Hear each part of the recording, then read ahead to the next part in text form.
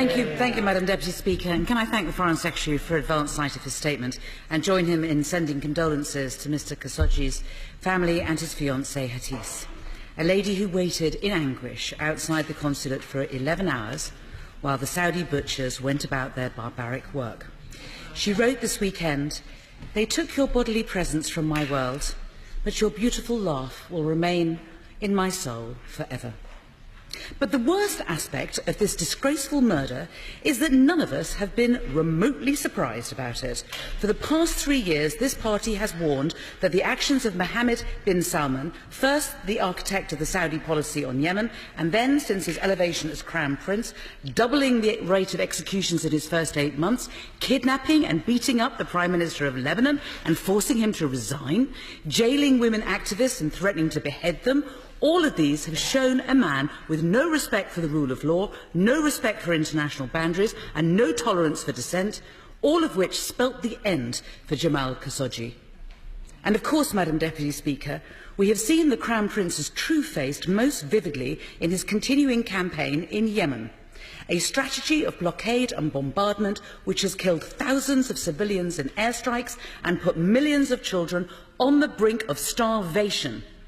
And when we look back at his air campaign, the bombing of weddings and funerals and school buses, we have seen a repeated pattern played out. When major civilian casualties are reported, first they deny the reports are true, then they deny responsibility, and when the proof becomes incontrovertible, they then say it's all a terrible mistake. They blame rogue elements, they promise that they will be punished, and they say that it won't happen again until the next time when it does. Exactly the same pattern that we have seen here, which speaks of a Crown Prince who takes his allies for fools and relies on the fact that his lies will be believed, he will be exonerated, and that everyone will return to business as usual once the publicity has subsided. Not this time. Enough! It must not happen again. The government must wake up to the reality of who the Crown Prince really is. It has been just 7 months since the Prime Minister rolled out the red carpet for him in Chequers, fawned all over him and hailed him as a great reformer. How utterly foolish she looks now, as some of us predicted she would do. But the new Foreign Secretary has a chance to be different. And he has just said, as he did on Friday morning, that if these stories are true, there will be consequences for Britain's relationship with Riyadh. But I ask him, how much more confirmation does he need? It is time to move on from asking what happened in Istanbul and who gave the orders. We all know the answers. The question is, what will the consequences that he promised be? I have 3 immediate steps which I will ask him to consider. Firstly, use the Majinsky powers included in the sanctions bill to apply financial penalties on all individuals up to and including the Crown Prince himself who ordered and carried out this murder.